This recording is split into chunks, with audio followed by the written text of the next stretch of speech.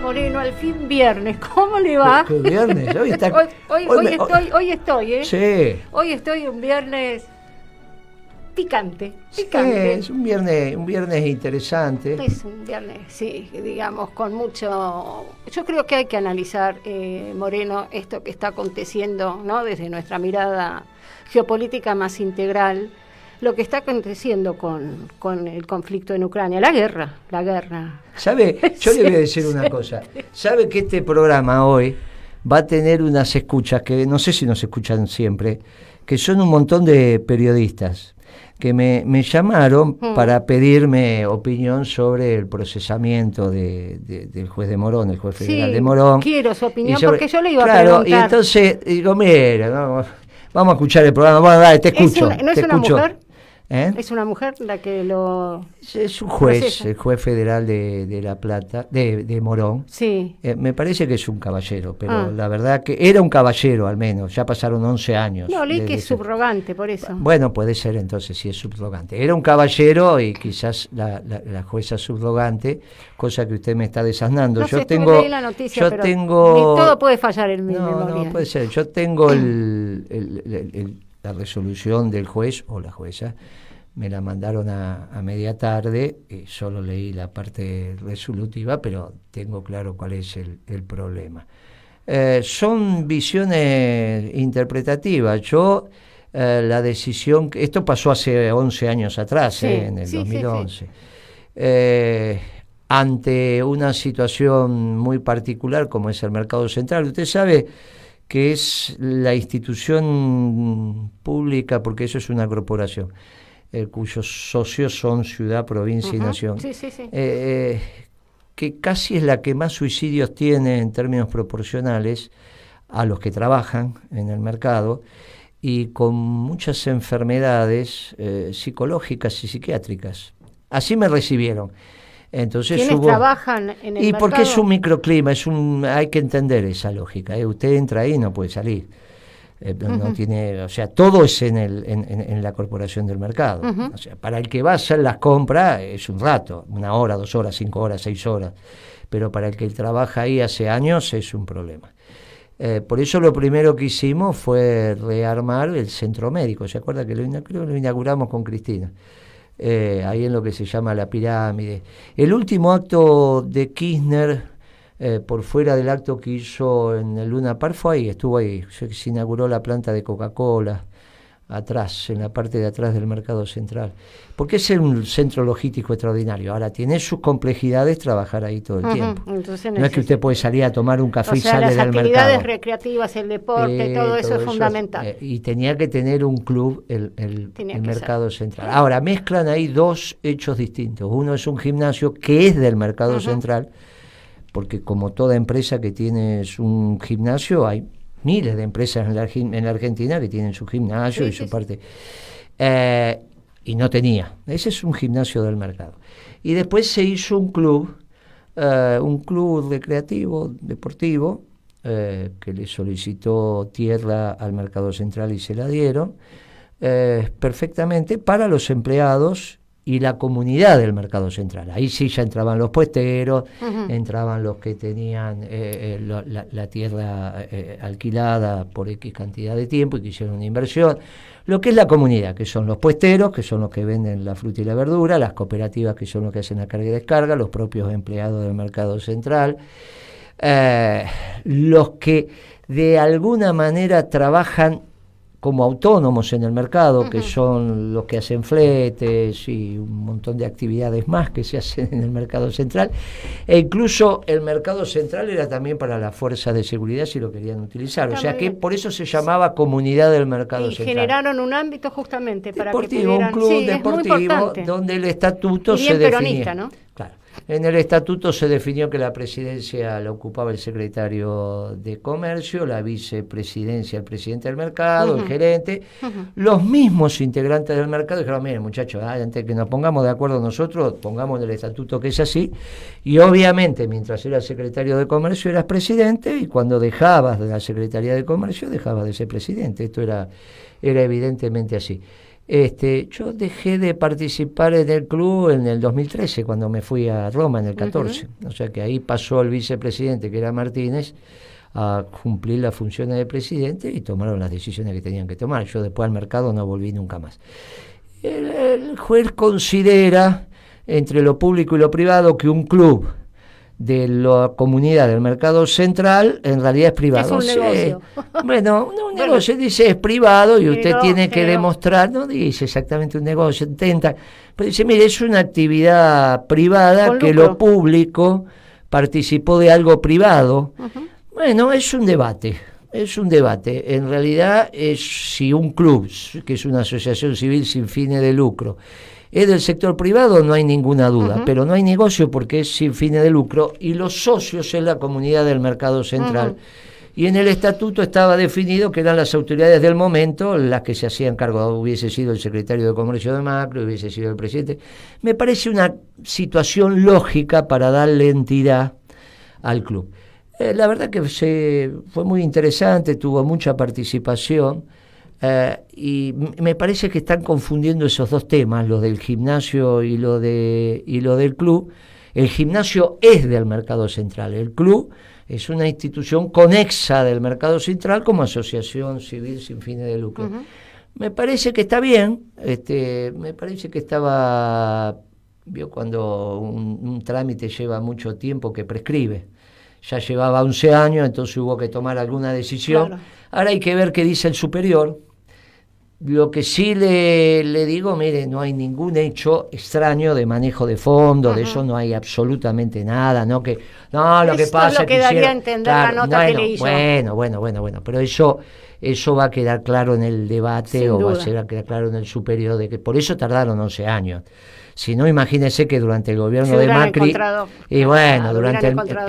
pasamos los 4 años del gobierno de Macri y no pudieron. Pero bueno, es una justicia independiente y es independiente. En este gobierno lo elevan a juicio a Moreno, me parece que está demostrando que hay una justicia, en algunos espacios hay una justicia independiente. Esto es importante, porque empieza a poner en tela de juicio que la justicia no sea justicia, al menos en un espacio, hay una justicia independiente, porque si a Moreno lo procesan, se supone en este gobierno que Patatín, gobierno que usted no va a decir entonces que la justicia no es independiente, esta justicia ahora tenía un patrón antes que era Macri y ahora tiene un patrón. No, yo no digo eso, dije que antes no era patrón Macri ni ahora es patrón Alberto.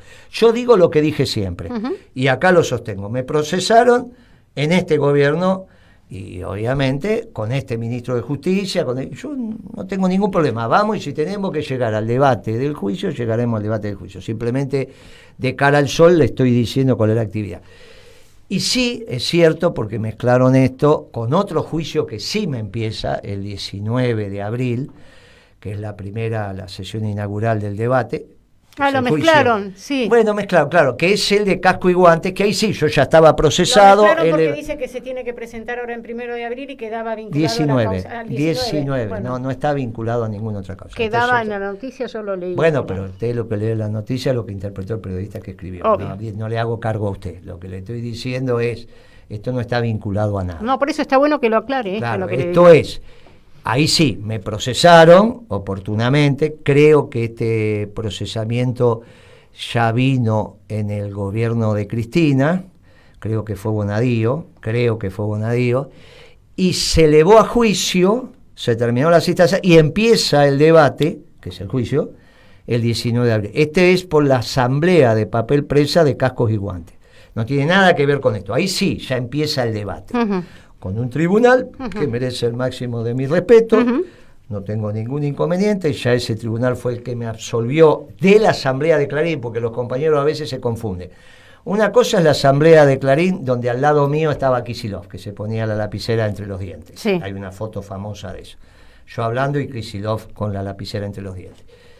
Esa es la asamblea de Clarín. Ese juicio se ganó en primera y segunda instancia.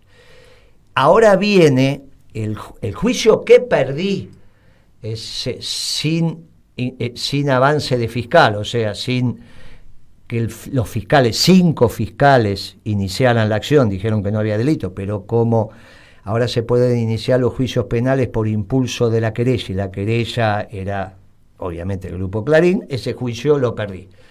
Pero ese juicio todavía no tiene sentencia firme. Y ahora empieza el otro juicio, que es el juicio de la Asamblea de Papel Prensa, que son 2 juicios distintos. Uno fue la Asamblea de Clarín y otro la Asamblea de Papel Prensa. Y otro es el procesamiento de hoy por el Club del Mercado Central. Lo de Papel Prensa es público, es notorio, ya lo hemos dicho hasta el cansancio, iremos al debate. Ese tiene como pena máxima 6 meses, o salvo que cambien la carátula. Y bueno, el del Mercado Central es un poco más, pero recién está el procesamiento, o sea que eso se apelará y veremos. Son decisiones que toma el Ejecutivo sobre si tenía que haber un club o no en el Mercado Central. Vamos a separar, de ninguna manera hay posibilidad de que haya hechos de corrupción. Lo que ellos pueden decir que si usted puso plata para un club, para los empleados, está mal, porque no puede, entonces eso sí puede ser malversación. Dice, no, nosotros no estamos de acuerdo que hayan puesto plata para el club, si es que pusimos. Bueno, es una opinión. Y otros dirán, no, mire, a mí me parece que está bien que ese lugar, que es una institución tan difícil, que bla, bla, bla, bla, es correcto que haya un espacio club de estas características. Bueno, es una opinión. Un juez podrá decir una cosa, otros jueces podrán decir otra. Lo que sí me parece que rescato es que hay una justicia independiente. Yo sostengo eso. Siempre puede haber un juez que no sea aprobo. Siempre. Como en cualquier institución. A decir que había todo un sistema judicial al servicio de Macri me parece que es una barbaridad. No lo dije antes y no lo digo ahora, que la justicia me procesó. ¿Está bien? Ahora me procesó. Entonces yo digo, mire, la verdad que son las cosas que uno, cuando toma decisiones, pasan estas cosas. Puede la justicia considerar que es muy finito y que usted se someta a demostrar su inocencia en el debate y que esto es el juicio. Alberto Fernández no tiene ningún juicio. ¿Será que no tomó ninguna decisión relevante y que por eso nunca la justicia le imputó nada? La justicia no está diciendo que soy culpable, la justicia está diciendo que siga su la debido vieja proceso. Terminología hay semiplena prueba. O sea, tengo la sensación que puede haber, que está finito, que usted utilizó plata para hacer un club para los empleados. Y a mí me parece que no sé si que estaba... no correspondía. Bueno, muy bien. Bueno, vamos al debate. Pero la justicia es independiente. Es importante esto. Usted no sabe la tranquilidad que da del otro lado. A los que están escuchando vivir en un país donde el que fue procesado diga, mira, hay una justicia también, es finita la explicación. Ellos dicen que sí, yo digo que no, vamos al debate. No es lo mismo a suponer que te tiran todos los caballos encima, pase por lo que pase, porque entonces no hay Estado de Derecho. Y si no hay Estado de Derecho, hay Estado de violencia. Esto es muy grave, no pueden decir las palabras alegremente. Mire, hay 2 maneras de tomar decisiones, o se toman en el Estado de violencia o se toman en el Estado de Derecho. Será un Estado de Derecho imperfecto, será todo lo que quiera, pero hay un poder constitutivo de la nación que tiene que ver con el Estado argentino, y es uno de los integrantes, que es la justicia. Y ahí está, y hay que aguantársela, por un lado o para el otro. Hay que aguantársela. Si no es muy complicado. Y yo creo que hay algunos dirigentes políticos que no toman dimensión de lo que dicen. Porque una cosa es un periodista, un dirigente barrial, un dirigente territorial, y otra cosa cuando hablan los dirigentes nacionales. Tienen que tener la prudencia del caso. tienen que tener la prudencia del caso. Yo escuché ahí que la Corte quiere dar un golpe de Estado y no sé cuándo, y escuché a un senador decir eso. Tiene que tener prudencia. Un senador tiene que tener prudencia cuando habla, porque cuando no se tiene prudencia, no se tiene templanza cuando se habla, vamos entrando en un sendero muy complicado. Y me parece que no le hace bien ni a los compañeros, ni al pueblo peronista, ni al pueblo argentino. Dicho esto, esperaremos los acontecimientos. En el juicio que empieza el 19 hay como 75 testigos, el tribunal le dará la velocidad que le tiene que dar, y en el otro, hoy procesaron, iremos al superior, explicaremos nuestras razones, y nos someteremos a la justicia como corresponde. Con la tranquilidad que corresponde. Insisto, si Alberto, porque la mayoría de los que actuaron en el gobierno anterior, porque cantidad. Cuando tomaste decisiones, siempre pueden ser opinables. Ahora, ninguna, Alberto Fernández, cuando yo le digo que él estaba pero no decidía, es así, no me creen. Bueno, acá hay otra prueba más, de que estaba pero no decidía, porque estaba el jefe de gabinete. Kirchner no precisaba ningún jefe de gabinete. Bueno, veremos con esta gestión.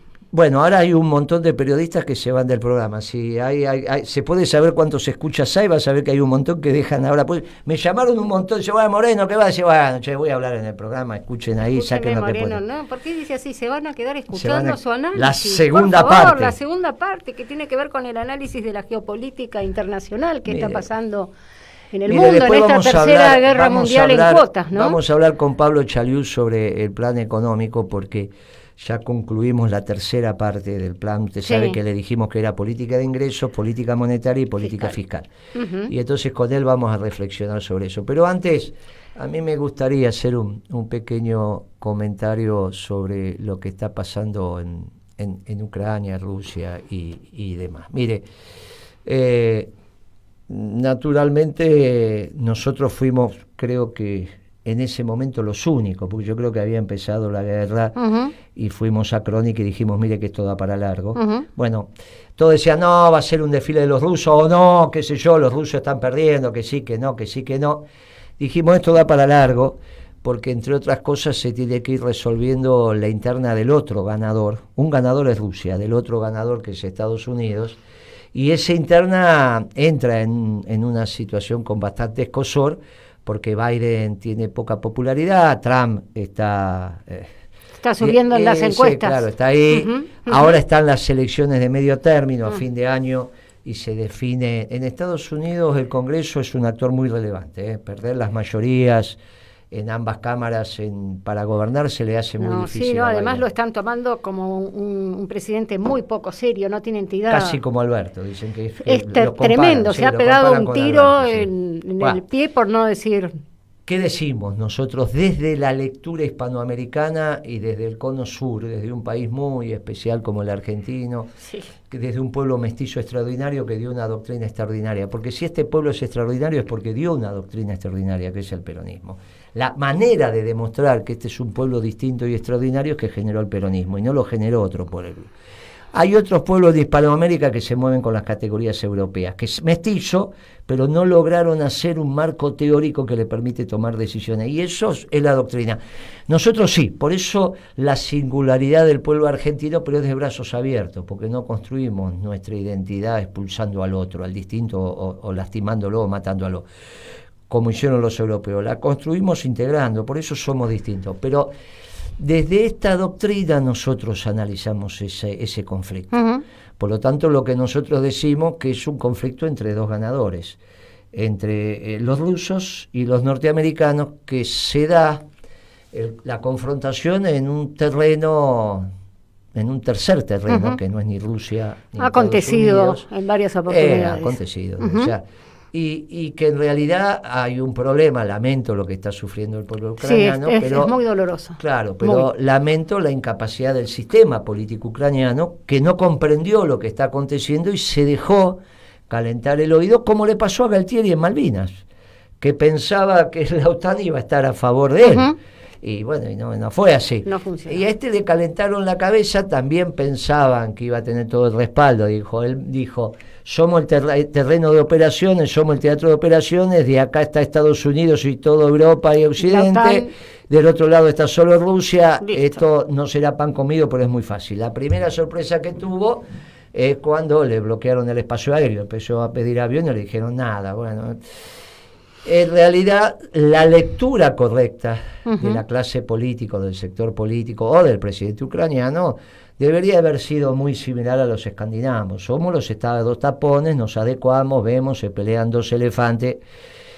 Mire, obviamente esta confrontación de largo plazo, considerando que hay que resolver el tema norteamericano y ahí va a venir el espacio de negociación, va a terminar con Rusia, como ya lo dijimos, administrando parte de lo que era la Ucrania.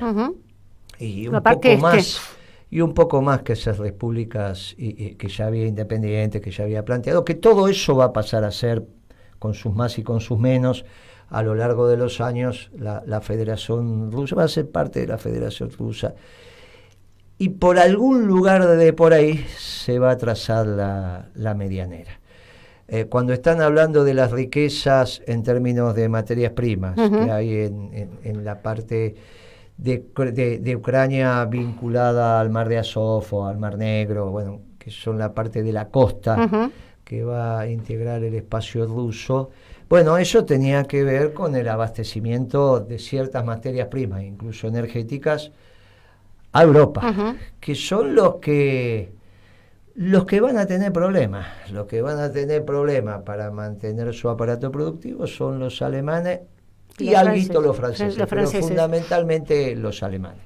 Por eso Merkel tuvo, digamos, bueno, ahora está pagando la consecuencia de haber seguido. Ahora están en un lío. Si esta es la lectura, miren, obviamente el resto de los países europeos, sobre todo Italia, España, tienen que empezar a pensar cuál es su posicionamiento relativo con el declive alemán. Claro, los alemanes que nos están escuchando ahora dicen, pero ¿de qué está hablando? Si somos... Miren, estamos hablando de lo que estamos hablando. Estamos hablando del hierro, estamos hablando del carbón, estamos hablando de la energía y estamos hablando que habían penetrado demasiado en el mercado de los norteamericanos, ellos y los chinos. Y ahora están ordenando el mundo desde otro lugar. Ahora está apareciendo el famoso tratado de defensa que habíamos hablado entre los australianos, el AUKUS, Reino Unido y los Estados Unidos, en un espacio mayor. Ya los chinos se están cuestionando, porque incluso está el desarrollo de misiles ahora, de misiles australianos con capacidad de llegar a China. Caramba. No son misiles de corto alcance. No, claro que no. Y el desarrollo misilístico australiano no va a ser nada endógeno. Va a ser un desarrollo misilístico de ese espacio de defensa. Pero ya salió, estamos diciendo cosas novedosas. No, miren, son los famosos misiles ultrasónicos que van a esa velocidad. ¿Para dónde? ¿Para dónde van a apuntar? Y van a apuntar a China. Obviamente van a emparejar ese territorio del Pacífico Sur, Mar de China, como lo quieran, y la decisión la tienen que tomar los chinos. Yo creo que van a tomar una decisión mucho más inteligente que los sectores políticos ucranianos. Usted me dice, y yo apuesto a la inteligencia de los chinos. ¿Cómo lo vamos a ir viendo? ¿Cómo va transformándose la conducción de los chinos? El Partido Comunista Chino, que empiezan a pasar, que empieza a surgir, cómo va. Usted va a empezar a ver que lo que hoy está muy prolijito, en algunos semestres deja de estar tan prolijito, porque es la lógica de los pueblos, son pueblos milenarios. Y un pueblo extremadamente inteligente y que sabe su destino y que sabe esperar. Sabe esperar, además. Claro. Mire, la famosa paciencia de los chinos. Esto va a venir bien para un debate que quedó inconcluso en Occidente. No sé en China, porque cuando yo fui no debatimos esto. Ya fui a reflexionar sobre Hawái y el satélite. Traje a Hawái para la Argentina y el satélite está ahí. Pero creo que hay que volver a reflexionar ya que los progres les interesa estas cosas, los invito a que reflexionen sobre la revolución cultural, sobre Mao, su viuda, sobre los 4, los que fueron fusilados, quiénes fueron los que ganaron, quiénes fueron los que perdieron, cuáles eran las tesis de los que perdieron, o sea, de Mao. Está bien que todo esto pasó después que Mao se murió, pero las tesis estaban planteadas, que era la revolución cultural. Sí, la famosa revolución cultural china. Volver a plantear el tema de la revolución cultural de Mao, qué es lo que pasó con el tiempo y a dónde termina.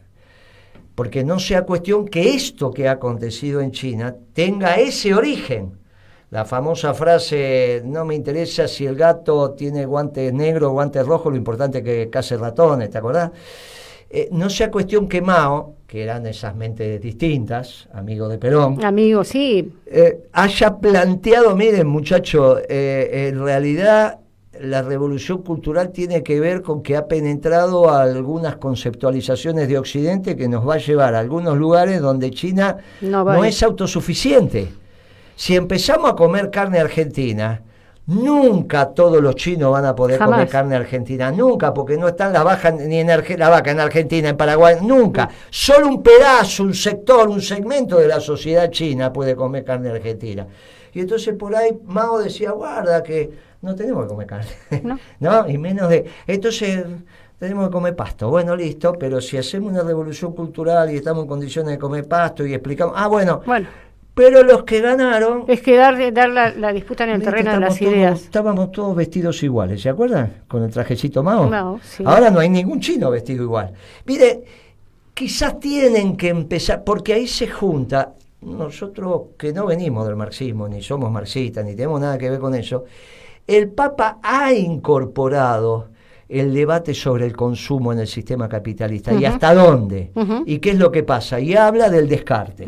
La cultura del descarte. Muy bien, entonces miren qué interesante, desde fuera del marxismo, desde el peronismo, volver a discutir las tesis de Mao y cómo se alcanzan la felicidad, y qué es lo que pasa, y si esta China... que en el mundo es neoliberal, que fue la que ganó... Que va a Davos. Que va a Davos y que hace un montón... o en realidad había que dar el debate muy interesante. Es un desafío. Más, como usted es una gran estudiosa, y seguramente vea también, que hoy no la tenemos, pero se podrían... Nuestros saludos. Podrían empezar... A trabajar eso. Claro, a ver, ¿qué era lo que... ¿Qué fue? Los terminaron fusilando con la muerte de Mao. ¿Qué fue lo que pasó? ¿Qué aconteció? Por ejemplo, la que está del otro lado del vidrio me mira como si estuviera hablando sobre extraterrestres. Sí. ¿De qué estamos hablando? Bueno, hace parte... Para los chinos hace de parte ayer. De los procesos históricos. Pero para los chinos ayer. Con esos tiempos largos de los chinos. Ayer o hoy a la mañana. Para nosotros se nos fue la vida. Fue el desayuno. Pero es interesante que me desasne, Gitia. Bueno, lo vamos a estudiar. Sí, con Ea también, que nos estará escuchando.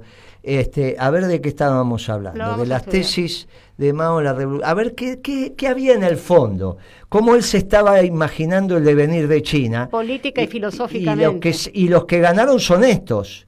Pero ahora tienen un lío bárbaro.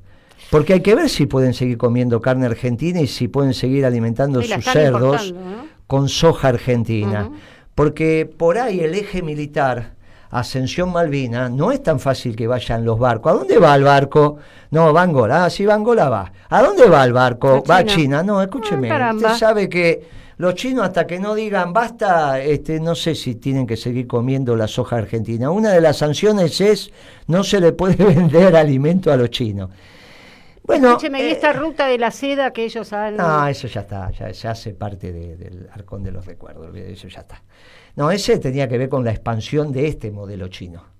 Lo que yo estoy sosteniendo es que este modelo chino alcanzó su frontera, le dijeron basta y ahora van a tener que volver a otro modelo y por eso planteo, revisemos las tesis de Mao en la Revolución Cultural y para los sub-50 esto es como si le estuviéramos hablando en chino. Sí, de cosas tremendas, pero en nuestra juventud. Vos sabés que en nuestra juventud esto se debatía y se reflexionaba. Y era amigo de Perón. Y nosotros siempre tuvimos con los rusos, con los chinos, con los rusos mientras estuvo hegemonizado por el PQ, no, el Partido Comunista de la Unión Soviética no, pero después con los rusos como rusos, con los chinos nosotros abrevamos en todos los pueblos. Eso no escuché significa decir que nos en un alineemos. programa de que jamás podrían ser socialdemócratas ni en Rusia. No, claro, en China. no pueden, no, imposible que sea. Mire, los socialdemócratas en Europa, y por eso Alberto dijo, yo tengo una cabeza europea. Si él, en el debate en las PASO, hubiese habido paso competitivo, y Alberto decía, yo tengo una cabeza europea, hay que ver si ganaba la elección. Si él hubiese dicho, yo creo que con esa cabeza ni en Europa, pero, digamos, ¿sabe podría qué llegar pasa? a gestionar. Si él hubiese dicho en el debate por la electoral, porque hubiese habido unas pasos competitivas con otra fórmula o dos fórmulas más en el frente de todos, y en el debate él decía, yo tengo una cabeza europea, yo soy socialdemócrata, yo creo que el peronismo se tiene que incorporar a la Internacional Socialdemócrata. Hay que ver, incluso con los votos de Cristina, si ganaban. Pero el problema es que nadie lo conocía, porque Cristina, en una decisión irreflexiva e irresponsable, decidió que hubiese un solo candidato. Ella lo eligió, él ya sabía que ganaba, después hicieron el procedimiento en el partido como reglamento electoral para que hubiese una sola fórmula. Ajá. Y claro, y todos los compañeros lo conocieron a Alberto, la inmensa mayoría, cuando era ya presidente. Uh-huh. Y ahora dicen, che, Moreno, pero ¿cómo es? Vos sabías que era así, porque lo conozco hace 30 años. Cuando yo digo, miren, la diferencia entre Alberto y De la Rúa es que De la Rúa se enfermó. Este no está enfermo, este es así. Después me pueden decir, no, pero ahora el físico, qué sé yo, tiene ojera. No lo sé, yo no estoy en condiciones de evaluar. Pero cansado. En términos intelectuales, él ya es así.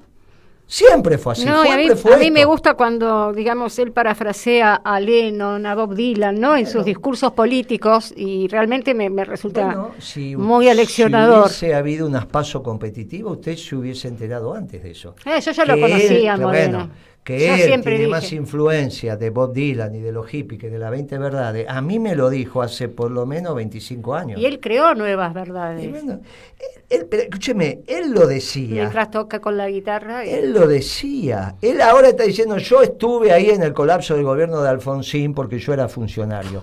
Y yo dije que nunca trabajó en la actividad privada, siempre fue funcionario, A, B, C. Mire, no, siempre fue esto. Y el no haber participado en la actividad privada le hizo un lío enorme en la toma de decisiones. Por eso no está apto para conducir los destinos de la Argentina. Ahora algunos que lo estaban acompañando y que incluso se bancaron el acuerdo con el fondo y fueron a la televisión a decir que el acuerdo con el fondo estaba bien, hoy lo están. Se están acordando de su familia por la decisión tomada contra Rusia. Los mismos que estaban sosteniendo que el acuerdo con el fondo estaba bien, ahora le están diciendo, pero ¿cómo firmaste esto? Y no tiene alternativa, porque una vez que metió la cabeza en las fauces del león abierta, que es el Fondo Monetario, ¿qué quiere que haga? Había que generar otra propuesta. Por eso nosotros decíamos, mire, tiene que estar claro el origen de fondos para que haya menos condicionalidades. Ahora se dan cuenta de las condicionalidades. Y estas son las condicionalidades externas. Pero ¿sabe que ya empezó a operar la política monetaria? Si usted leyó los diarios económicos de ayer, le dicen, mire que la cantidad de dinero que se imprimió en la base monetaria a fin de marzo es casi 3 puntos menos que a principio de marzo. ¿Vio que le dije que cuando empiezan van a secar la plaza? Van a secar. Pero no se olvide que hay una inflación creciente por ahora. Y después va a venir una deflación. Que no es solo 3, porque es 3 más la inflación. Solo en marzo casi perdió 10 puntos de saldos monetarios. ¿Por qué?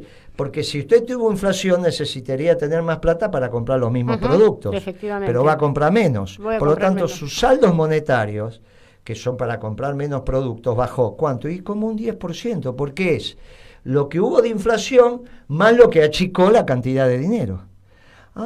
Mire, y solo eso comparado contra febrero. Imagínense cuando pasen 4 meses más. ¿Vio cuando yo le dije que si acuerdan con el fondo este acuerdo y lo cumplen a fin de año por un billete de 20? Ahora van a subir más las tasas de interés. Todo lo mismo, es el mismo proceso. A fin de año los billetes de 20 pesos, sí, tengo esa imagen suya en los medios. Un billete de 20 va a ser atesorado. Dígame, ¿tuvimos música? ¿Seleccionó música? Tenemos hoy? música, sí, Uno, y sí, después sí, hablamos sí, con lo tenemos Pablo. a Porco Rex. Así después con Pablo. El indio, lo tenemos al dale, indio. Lo tenemos al vamos, indio. vamos. Usted hablamos de economía con Pablo. Vamos. ¿Estás por ahí? ¿Nos estás escuchando? ¿Te podemos escuchar? Me voy a poner los auriculares. ¿Me estás escuchando? Perfecto, Pablo. Guillermo, ¿lo estás escuchando? Qué bueno tenerte, Pablo. Qué bueno tenerte para darle la continuidad a esta charla, en estas charlas que estamos teniendo, nuestras columnas sobre el modelo, sobre nuestra propuesta modélica para nuestra patria. Muy bien. Los escuché con mucha atención, muy interesante cómo han desarrollado los temas. Te saludo, Guillermo, Gitia. Les mando un abrazo desde acá. Nosotros también, Pablo. Hola, Pablo, ¿cómo estás? Un placer escucharte, ¿eh? Realmente, para mí te estuve escuchando también con mucha atención. Un brevísimo comentario antes de pasar al tema. Vos sabés que, lo conocés perfectamente bien, en la actividad privada, si vos estás manejando una empresa, vos no podés fallar en la empresa. La empresa tiene que sobrevivir y tiene que crecer. En la actividad pública es diferente.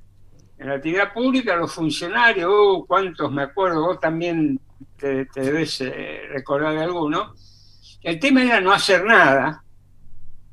Yo lo llamaba esconderse abajo del escritorio. El funcionario se escondía para que no hace nada y eso, viste, lo salvaba de que pueda haber una repercusión futura en sus acciones y demás. Pero lo esencial me parece, cuando uno está, ¿cómo te puedo decir? El objetivo de tu acción, de tu trabajo, es no fallar, es tener éxito en tus objetivos. La cuestión fundamental para que eso pueda lograrse es que tu personal tenga bienestar material y espiritual. Si vos no tenés al personal motivado materialmente y espiritualmente, es muy difícil que tengas éxito. Y mira que te digo, no solo material, que es decir, no solo un tema de sueldo, es un tema espiritual también. Espiritual. Por ejemplo, yo en las empresas y las asociaciones que estuve, me preocupaba, por ejemplo, porque mi gente haga deporte. E invertía horas y dinero en, yo qué sé, campeonato de tenis o de fútbol. Me parece que eso es fundamental. Si no entendemos eso, vamos a tener gran tema en la función pública. En la privada ya se sabe, si vos no tenés el personal motivado en esas dos esferas, y muy poco probable que tengas nomás al tema que estoy desarrollando. ¿Estás ahí, Pablo? Sí, ¿no me escucharon? Sí, escuchamos, pero después hubo... El micrófono está haciendo interferencia. Creo que estás muy cerca del micrófono o si se está moviendo, dice nuestra técnica acá. ¿Puede ser? No, estoy... Bueno, nos quedamos así quietitos, que ahí nos escuchamos bárbaramente. Bueno, se escuchó perfectamente y se entendió perfectamente lo que dijiste y hacia dónde apunta el aporte de Pablo. Claro, hacia dónde vamos y qué vamos a hacer. Nosotros... Obviamente siempre está la posibilidad que no se publique, pero el lunes deberíamos publicar, ya fue enviado en el día de hoy, el tercer artículo de la triada que hicimos sobre el plan económico que desde el justicialismo nosotros presentamos en la arena pública. Nosotros hicimos primero un aporte desde la política de ingresos. Después hicimos otro aporte desde la política monetaria y el último es la política fiscal. Y a mí me gustaría, Pablo, porque obviamente sos el coautor y factotum de esos artículos, que nos ilumines sobre cómo debería ser la política fiscal en el modelo económico peronista, en el plan económico peronista. Mira, Guillermo, lo que nosotros propugnamos es que toda la política fiscal apunte al superávit operativo. Uh-huh. Nuestra base es que no puede funcionar la economía de un país con déficit permanente operativo en el sector público, porque no hay quien lo financie al límite o al infinito. Siempre va a haber alguien que sí le presta al Estado, después cuando ya considera que le prestó suficiente, le deja de prestar o aumenta la tasa de interés. En fin, no es posible. La fantasía de que uno puede endeudarse indefinidamente o que el Banco Central emite indefinidamente es eso, nada más que eso, es una fantasía. Y así tenemos los problemas del país. El país, muy buena parte de los problemas del país se deben a este problema que hemos tenido en el sector público. O sea, la base es un sector público saneado y con superávit operativo. Las dos medidas principales que estamos viendo para lograr este superávit operativo, una se refiere a la imposición a los sectores rentísticos de la zona núcleo de la Pampa Húmeda, que vos lo has explicado tantas veces. Que luego lo complementaste diciendo, bueno, le podemos dar un bono, cosa que me parece muy interesante también.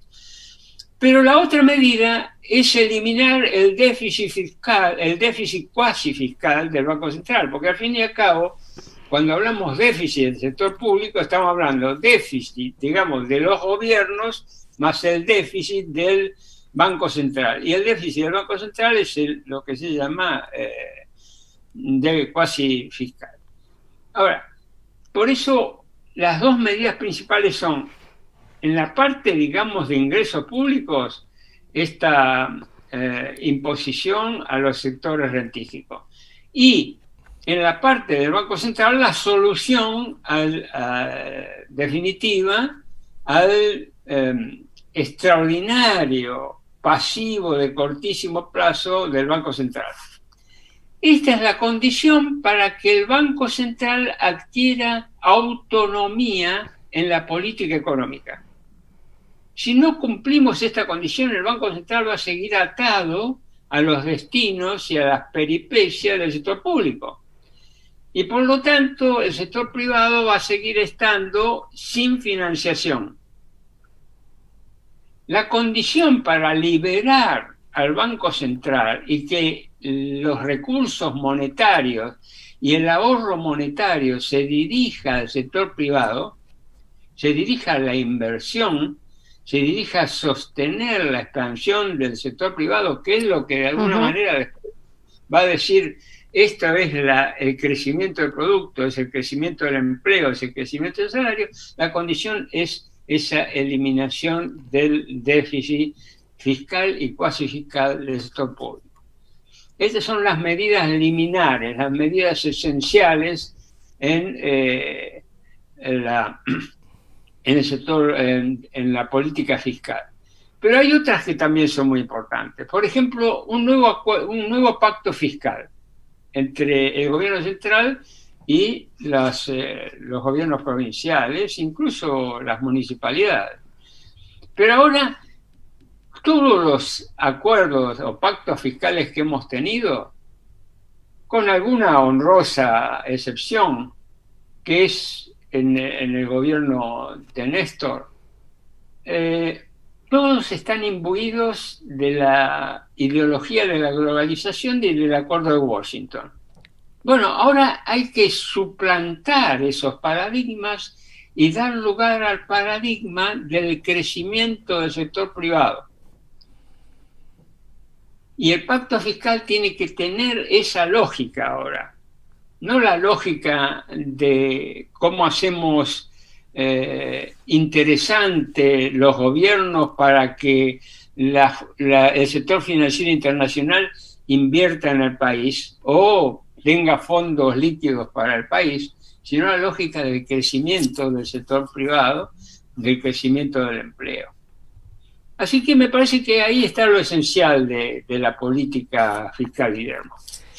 Vos sabés que en el aporte que hiciste, que es extraordinario, ha quedado flotando de manera virtuosa que si vos querés tener un Estado presente, verdaderamente presente y fuerte, vos lo que necesitas es un sector privado fuerte, porque solamente con un sector privado poderoso es que vas a tener los recursos para un Estado fuerte. No como dicen algunos, entre ellos Kicillof, y mucho de esto lo dijo Cristina, pero al final no lo dijo durante 6 años de su mandato, lo dijo al final. No, que el Estado presente, que eso genera que el sector privado gane plata, que es al revés, la causalidad va de lo privado a lo público. Si queremos tener la nación en armas, y eso necesita recursos porque tenemos un problema de defensa, ¿es desde un sector privado poderoso o alguien piensa que en una economía decadente podemos defender la soberanía? ¿De dónde vamos a sacar los recursos? Solo un sector privado sólido, puede tener, a través de los impuestos, la posibilidad, los impuestos que va a pagar, la posibilidad de financiar el conjunto de la nación para la defensa nacional.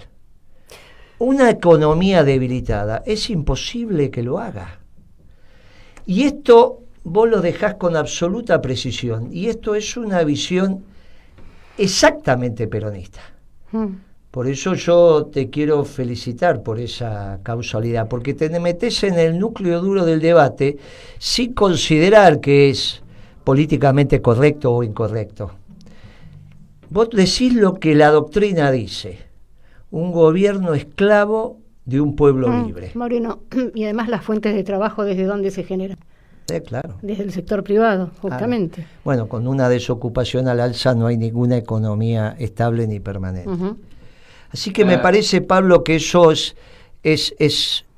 casi fundacional en nuestro pensamiento como peronistas, pero hoy que está tan difuso ese pensamiento en la dirigencia, me parece que es un aporte extraordinario el que estás haciendo.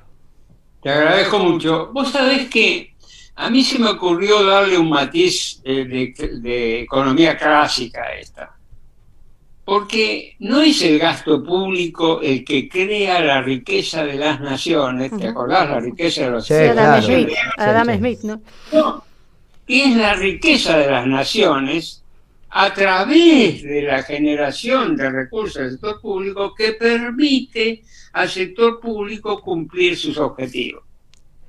¿Qué te parece? Totalmente de acuerdo, porque la riqueza de las naciones es el trabajo. Claro. Y ese trabajo se manifiesta en términos cuantitativos, en términos de innovación, de competitividad, etcétera, etcétera, en el sector privado.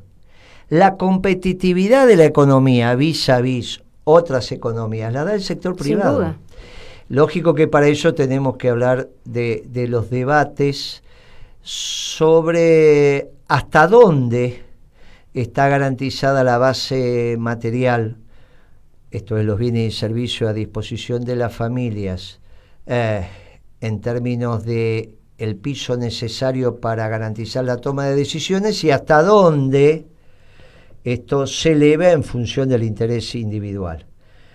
Ayer debatíamos en un evento que hicimos en Boulogne alrededor de la libertad. Y si un millonario quiere tener la libertad de mantener su patrimonio, de incrementarlo, el peronismo se lo permite. La diferencia, desde la concepción peronista de la libertad, es que también le tenemos que garantizar al hombre que, pudiendo ser millonario, decide no serlo. Y decíamos ayer, tocar el violín. Y se lo tenemos que garantizar a partir de un salario que le permita optar por la decisión de ser millonario, de tocar el violín.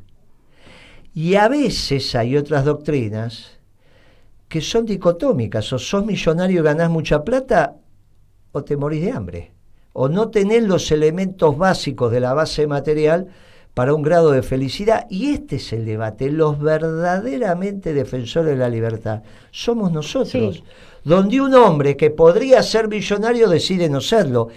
Eso es elevar la libertad al lugar de la creación, al lugar donde la libertad empieza a estar iluminada por el Espíritu Santo.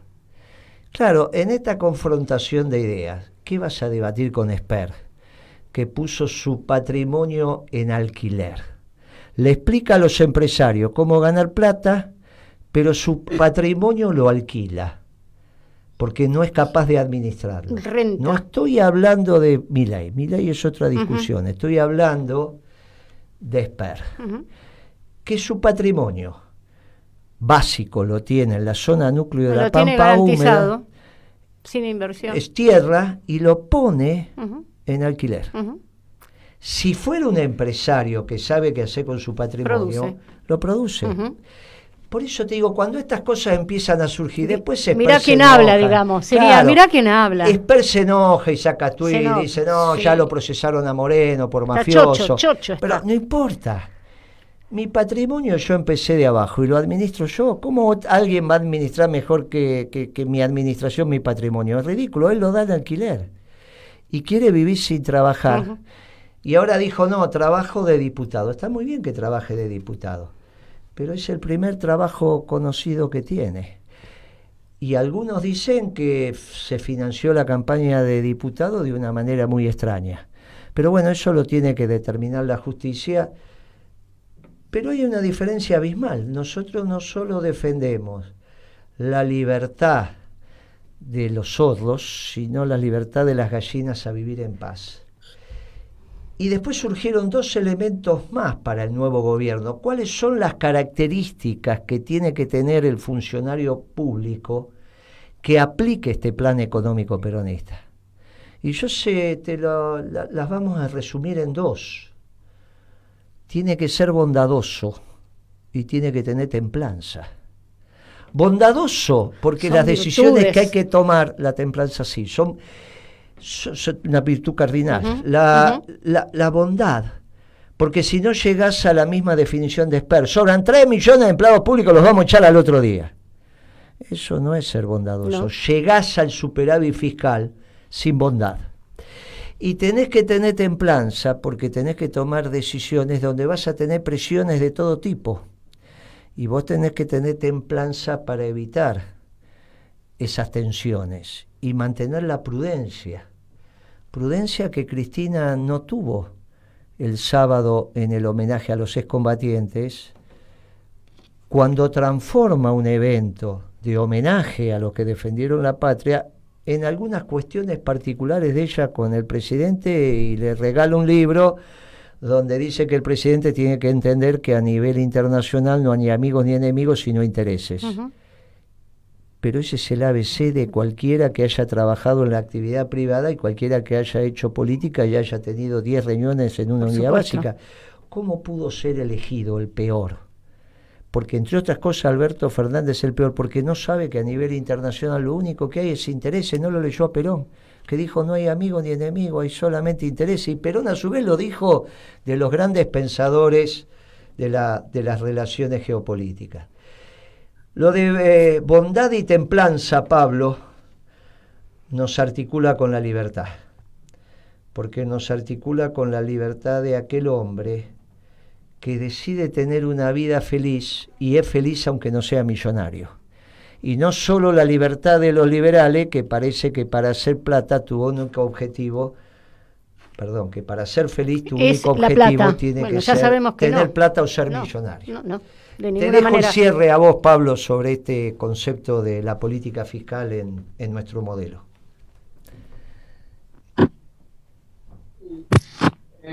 Guillermo, muy interesante lo que estás diciendo sobre las características, y después reflexionar a la función pública. No se está escuchando bien, Pablo. Cuando vas a la función pública, sos un servidor público. vas a servir a la comunidad y al pueblo, no a servirte de, sino a servir a.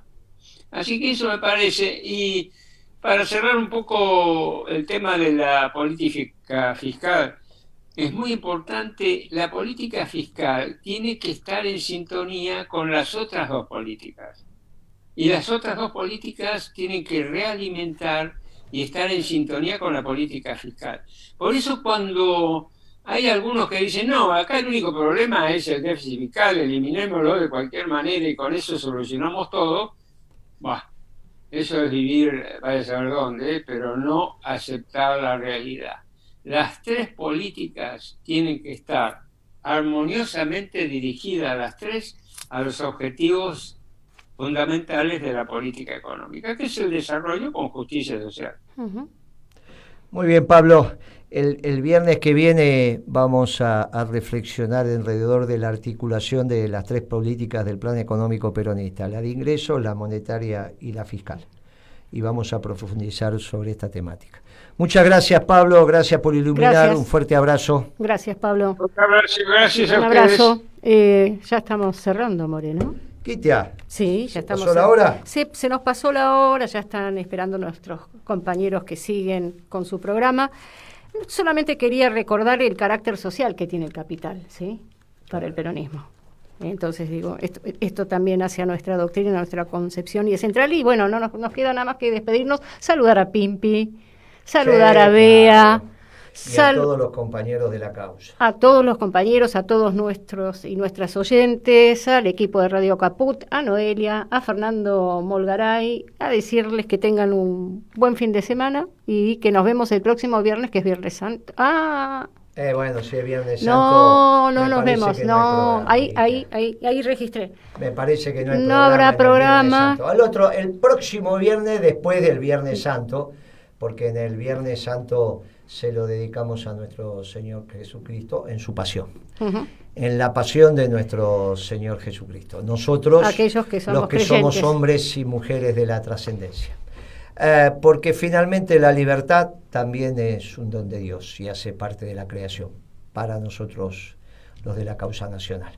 Gitia, que tenga un buen viernes. Hoy es viernes a la noche. Ay, y no es Viernes Santo, así que está liberada. No santo. Hoy está liberada. Le mando un fuerte abrazo peronista a todos. Gracias, hasta 15 días.